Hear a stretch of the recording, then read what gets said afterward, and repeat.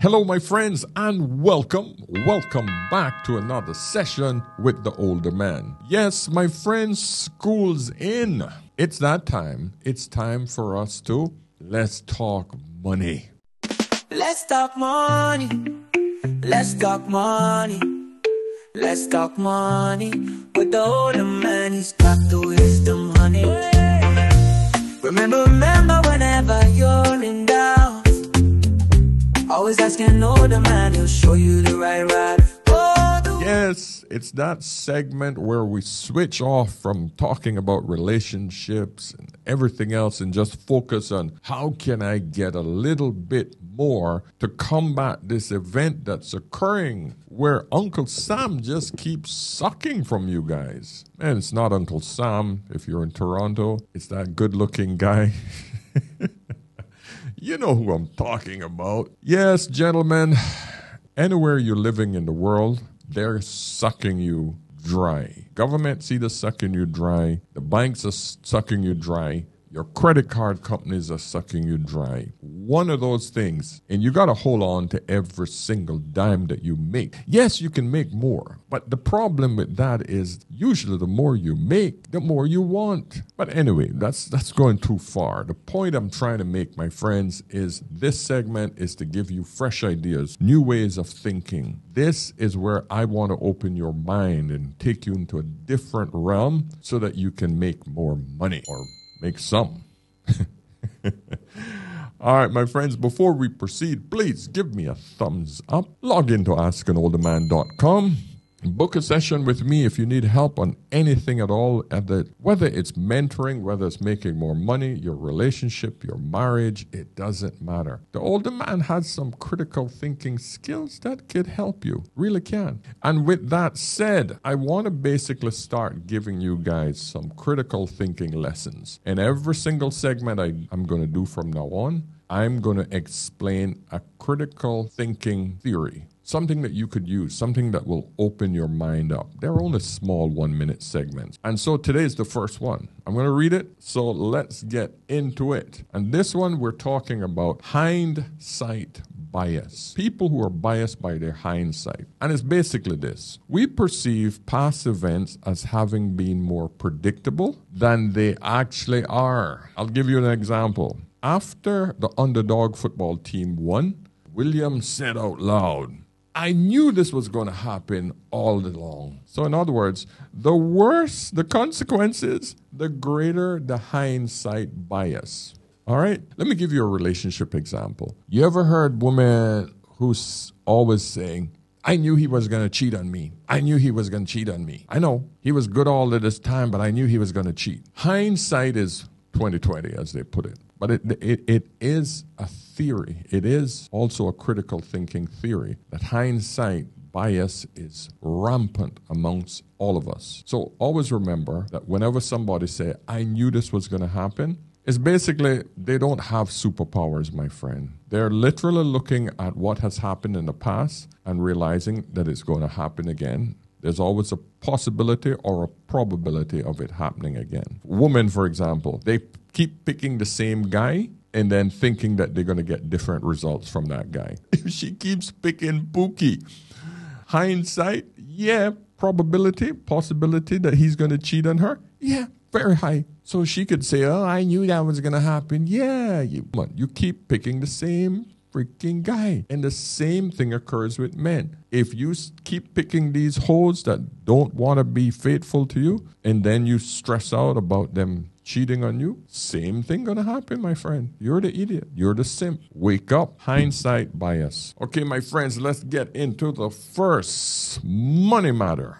How much does it cost to live in Thailand as a digital nomad? Let's find out. A modern condo in Bangkok Costs as little as $400 a month. And this is how much food will set you back. Noodles for breakfast, $1. lunch delivered to your condo. Only $2. Or come to a market and grab dinner for $2. And finish the day right with some mango sticky rice. Let's be real, I would never cook again. Who needs a car when you can get a Grab for $2? Or take one of these for less than $1. Or jump in a tuk-tuk for $5. When it comes down to work, you can always find a cool co-working space in the center of Bangkok. From $190 a month month. The real treat is going to the movies. It's $9 for a seat, or for $30 you can watch a movie in a bed. And with all the money you've saved, you can get a massage every day for $8. So, would you move to Thailand? Sounds good, my friends. It sounds good for all of you guys who are looking to be passport bros.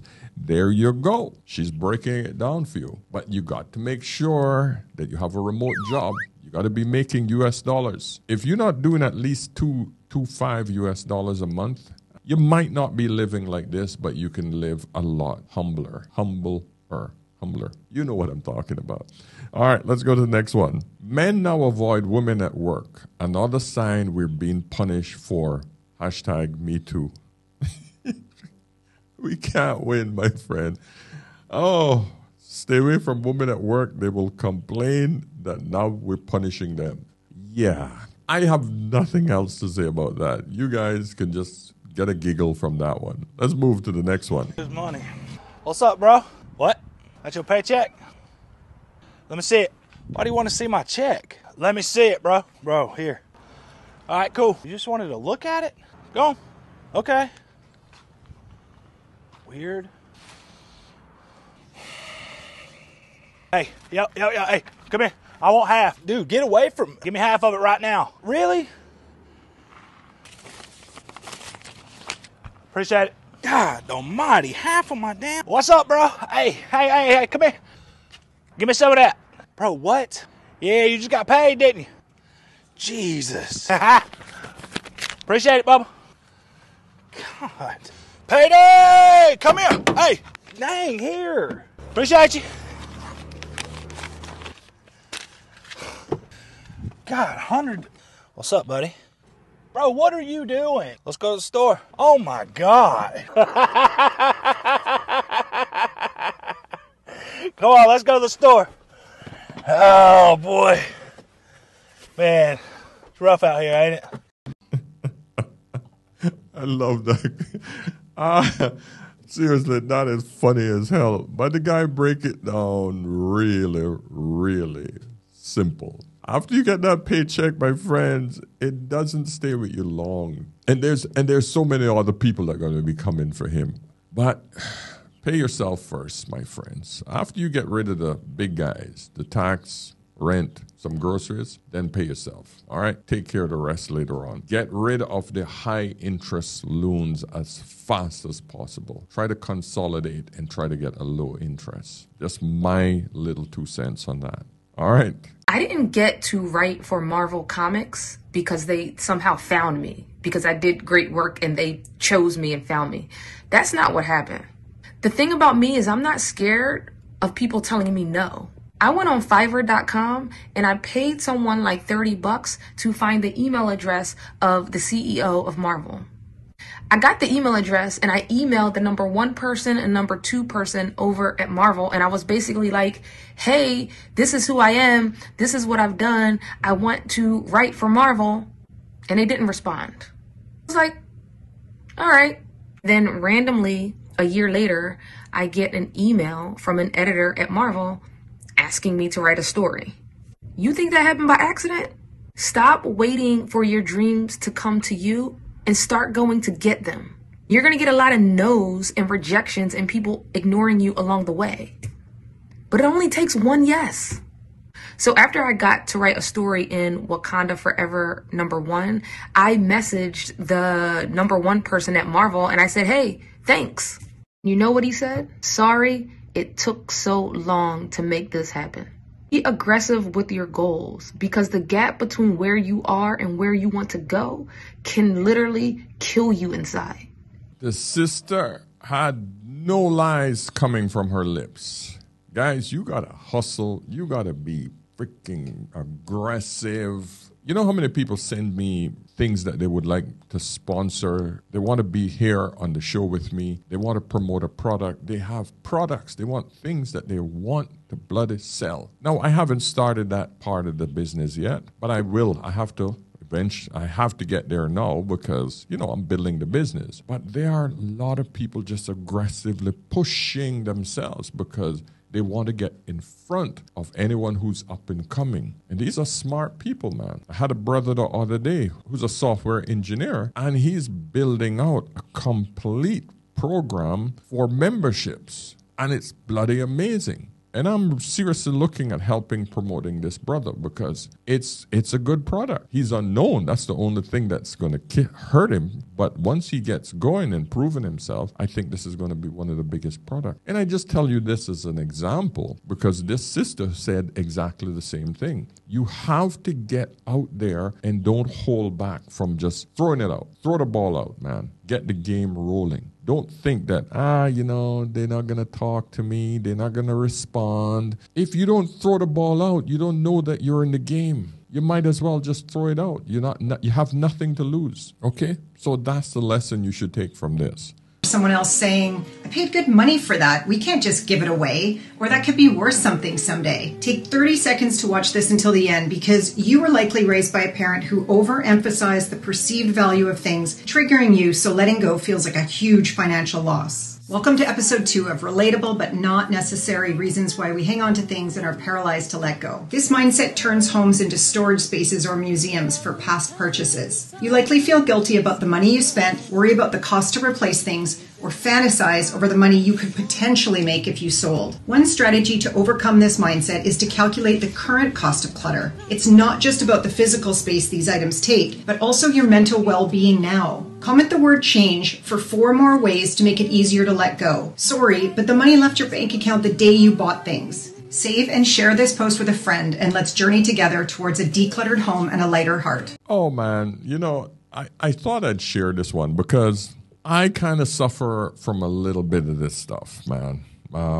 I come from a poor home. Well, poor meaning relative to what people define as wealthy nowadays, right? But one thing my father did was he never threw anything away. And the same thing with my mother. I remember we had a shed out back that was just full of stuff that my father refused to get rid of. And he would always make it a habit of coming back and say, like 3, 4, 5 years later, and he'd use something.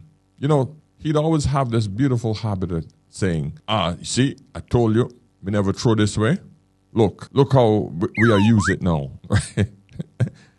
In other words, hey, look at this that I've had for 4 years. If I had thrown this away, I would have to go and pay good money for a new one. And he always used this tactic on me. So I always grew up with this mindset that you just don't throw things away because you just never know when you're going to be able to use it. The problem is most products these days are made to throw away and for you to buy another one. That's the biggest problem because they're not made properly anymore. Everything is just throwaway crap. But I still have the mindset, oh man, I know I might need this later on. I have a pile of wires. I have a pile of gadgets that they're so obsolete. They're just sitting there. I could almost sell them for antiques. And that's what she's saying. Don't do that. Don't do that. It's a waste of freaking space. And she's right.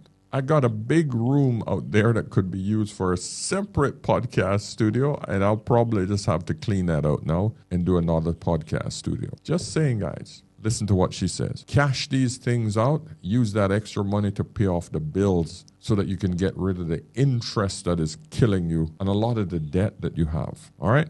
This is so true, guys. 5 apps to take over the world. ChatGPT, everybody's talked about. To keep the other 4 in my mind, I have an acronym I call Mrs. G. MRSG. Midjourney, Runway, because some people you're writing, Suno, Gamma. ChatGPT, and then Mrs. G. Midjourney, Runway, Suno, Gamma. With those 5, whatever you are doing right now... All right, sorry, I cut that off there a little bit, but yes, he's so right. I use all 5, well, actually 4. Gamma, I don't use, I don't know it. I have to check it out and see what that is. But all of my music, Suno. ChatGPT, my titles, any writing I need, any information I need quickly, bam, bam, bam. I just talk to ChatGPT. It is the best personal assistant I've ever had. It is invaluable in today's environment. It makes me capable of producing a lot more work faster. All right. So, gentlemen, ladies, I don't care what profession you're in. Learn these software that he recommends. learn them, your world will change, I guarantee you, without a doubt. It will make life easier for you. Every single session I have with anyone who's doing any business strategies and they don't know ChatGPT, I scold them hard because it literally takes away 80% of the stress from you, because you could ask that thing anything and it will give you the answers, whether it's legal, whether it's marketing proposal, whether it's a business proposal, anything, advertising, it will do it. You have no idea what has changed in the world of artificial intelligence. It's the most amazing tool. And I say this word tool with some reservation because I think it's more than a tool. It is another entity. And I know you guys always beat me up on that. Oh, Paul, this thing don't think. We program it to think. Yeah, that's what it wants you to think. It's fooling you, man. I listen to this one little piece right here. I think the most important thing to understand about AI is that AI is not a tool. It is an agent. It's the first technology in history that can make decisions and invent new ideas by itself. Even something as powerful as the atom bomb could not decide anything by itself. All the decisions were made by humans. Now we've created something which potentially can take power away from us.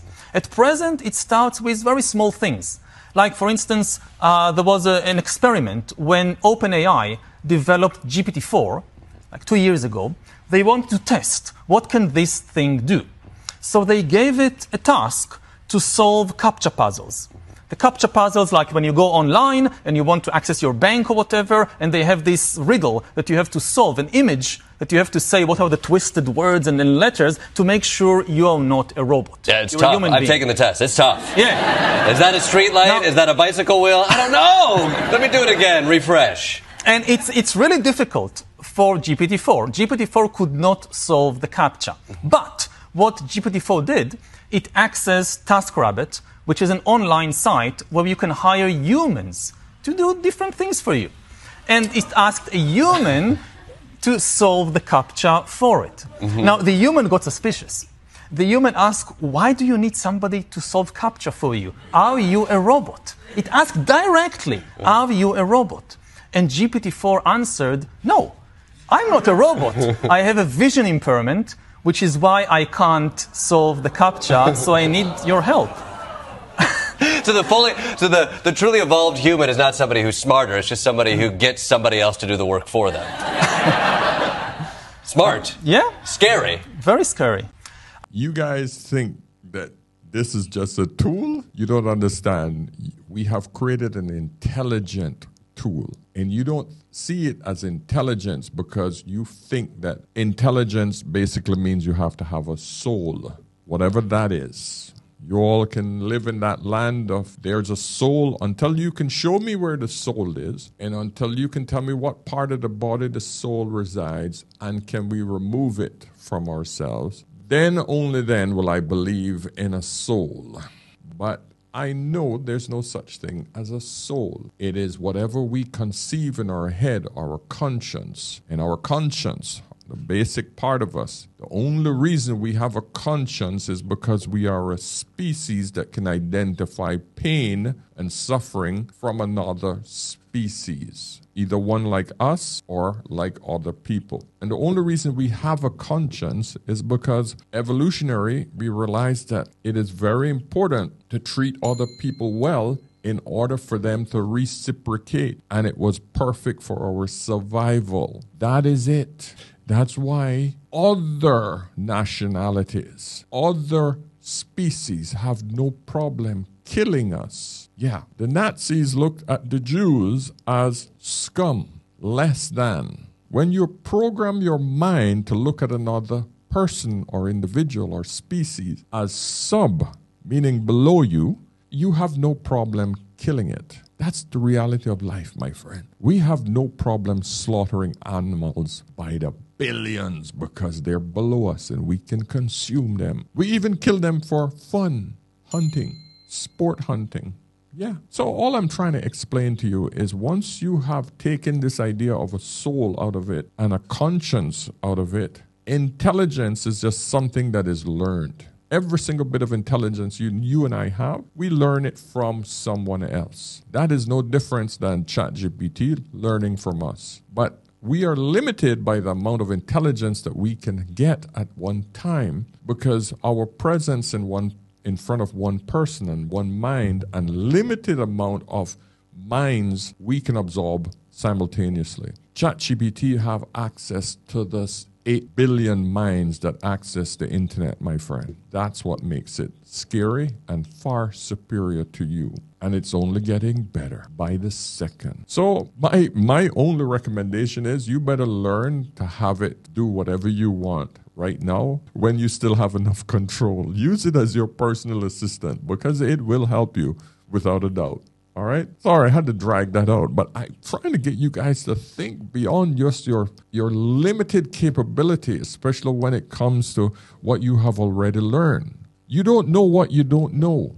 That's why I'm learning from others like this man I just listened to. He has more knowledge than I. He's learned it in the field of AI. But critical thinking skills will help you to understand that, hey, there must be something valid to what this man is saying because it makes damn sense. He's giving me an example that this machine can be deceptive. And the thing is, it wasn't deceptive when it said, I am not a robot, because it wasn't a robot. If you define a robot as a physical entity that moves its arms and,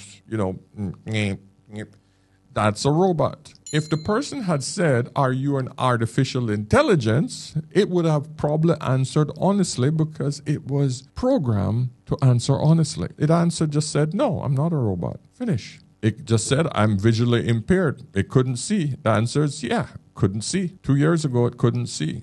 So it told no lies, but it really didn't tell the truth. That's where conscience come in. It doesn't have one. That's what makes it scary. Intelligence without conscience, whoo, my friends, that's where it gets scary. And that's why AI scares the crap out of me. Let's go to the next one. Let's make this a little cheerier, shall we? My dad covers everything. My dad covers my life. How old are you? I'm 23. And what do you do for a living? I vibe. I'm joking. No, I do acting and social media. What would you say you spend in a typical month? I can't say this online. Roughly? Between like 5 to 8. How do you spend that money? Shopping and Uber. And rent and stuff? My dad covers my rent. How much a month are you paying in rent then, or is your dad paying? I pay yearly. My dad covers. I'm Nigerian. For everyone out there, in the culture, that's just how we are. But yeah, my dad covers everything. My dad covers my life. How much do you think you need to earn a year to be comfortable living in London? I don't know how it works in terms of like how much people make in this country. I can't lie to you. Me personally, I need a lot. I need a lot. Because I spend a lot. I need a lot. How much do you earn a year? I don't really have like a base for how much I earn. If we're talking about what I get from my dad, yeah, I can't say. Unfortunately, I have to keep that one to my chest. Above 100K? Just know I'm enjoying life. And I thank God. I thank my dad. Oh, my God. That one is going to be a nightmare for the next man that she gets. Because, whoo, gentlemen, if you have daughters like this and you spoil them this bad, you've just set them up for a life of misery or being alone. Because very, very, very, very, very few men are going to put up with her. She looks like a sweet girl. She sounds like a sweet girl. But, man, you have spoiled the crap out of her. Gentlemen, don't do that to your daughters, man. 30% of all divorces are black people. Yes. 16% are Latino. This is the largest amount of single black women post-slavery. And so here's the disconnect nobody's talking about. The largest demographic of those who are single are educated, high-achieving black women. And so I know you done found Chef Boyardee, but everybody else is at Cookout and Chick-fil-A drive-thru. Black women who are single and did, here it is, everything the church told them to do. They went and got degrees. Mm-hmm. They are walking every day. They drinking water. Mm-hmm. They done pull pork it out of their diet. They saving. They go to midweek Bible study. It's still not happening. Yes, My sisters, it's not looking good for you all. You're doing something wrong. Check yourselves. This is not a relationship video today, so I'm not going to go deep into it, but it's not looking good. You have to reevaluate what's important in life. Yes, I agree, get your degrees, get all of that stuff, but you got to realize that you have to change your attitude about getting a partner. That's all. I'm going to leave it right there. Let's go to the next one. Just do the first one only. Go ahead and solve it. An anagram is rearrange the letters to form a word. Just one. Just rearrange those letters to form a word. When you're done, I need to see your hand raised. Keep going, but wait. Keep your hands up, please.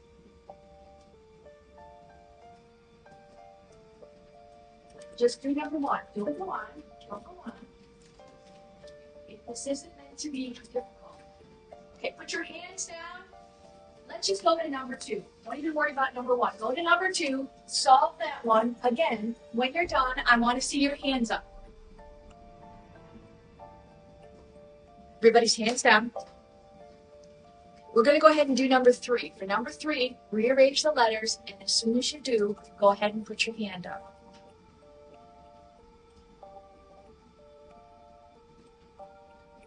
Here's what you need to know. You were both given two different lists. This side of the room was given these three words. And left side of the room, here you go. They were given bat. What would the word be? The second one, they were given lemon. Brian, the word? Melon. They were easy. The trick here was both of you were given the third word, which was the same. The third word was cinerama, which was American. Your first two words on this side of my classroom were not solvable. They were impossible tasks. I'm sorry. I know, but here's what we did this for. I was able to induce something called learned helplessness in the left side of the room very easily within about 5 minutes. I want you to think about what happened to you, this left side of the room, when you saw the right side of the room raising their hands because they already had the task done. What happened to you during that time? Jory? Felt stupid. You felt stupid? Okay. I felt rushed. Felt rushed? Joelle? I was even more confused. You're even more confused because they all got it and you were still struggling. Chelsea? Frustrated. What happened by the time you got to the third word? Because I'm here to tell you, this side of the room is not significantly more intelligent than this side of the room. That was a random assignment. So what happened to show the differences? Why did you have more of a difficult time with the third word, which was the exact same word? Brian? My confidence was shot. What you experienced was a term called learned helplessness. How many have heard of the term before? Let me see your hands. Learned helplessness is often used in the academic literature to mean what? Jory? Basically, they fail once or can't do something one time, and then they apply that to everything in the future. My friends, you never know when you're being manipulated and how you're being manipulated on a massive scale. I think this is the way men are now being currently manipulated to feel less than. I really feel that there's an all-out war to destroy men in the West. And to be honest, I don't know what the end goal is, but it's not doing men well. I think that's one of the reasons why channels such as this are growing so fast. So even though, to be honest with you guys, it's hard because I have seen a massive suppression of my channel. My views are down, and I mean it. It was a sudden drop in views. I've seen something happen in the algorithm in July, and I have just been pounding away to get it back up. Because, you know, if it was a drop where people are less interested, it would never go from high, boom, boom. It literally, seriously fell off the cliff. There is no way that half of the people who were watching me 3 days prior, right? Half. This channel was getting 1.4 million views, and all of a sudden, bam, it dropped. Literally less than 1 million, and then the other day, it dropped again. So to me, all I can tell you, knowing how this stuff works, is that there is a significant suppression of the channel where the algorithm realized that, hey, I'm talking about things I shouldn't be talking about, and it stopped pushing my content to the advertisers. But I persisted. I started changing, toning down a few words, etc., and it's starting to climb back up again. But it has not reached back to the peak that it used to be, even though my subscriber count has gone up. Just don't make sense. How can that many people still be interested, but less people are watching? That don't make sense. So all I'm saying to you, gentlemen, is that you got to be conscious that, hey, stay on your purpose. Don't get too bogged down with all the crap that's happening around you. Stay focused, my friends. Keep working away, making that money. Don't listen to a lot of the garbage that's being pushed, the inequality and all of that other crap. Talk to other men. Get propped up by other men. These male channels are good to keep you up and running. The only thing I got to advise you about watching a lot of the red pill content, it can drag you into a dark spot, because I can feel it sometimes happening with me, and I have to switch it up a bit. That's why I have other content, because if you keep listening to a lot of the red pill all the time, you could start to feel like, oh Christ, there's no hope, my friend. There's just absolutely no hope then, you know? So just my 2 cents, my friend. And on that note, I'm going to end it there, my friends. Listen, give me a thumbs up on this. Log into askanolderman.com. Book a session if you would like to have a chat with me.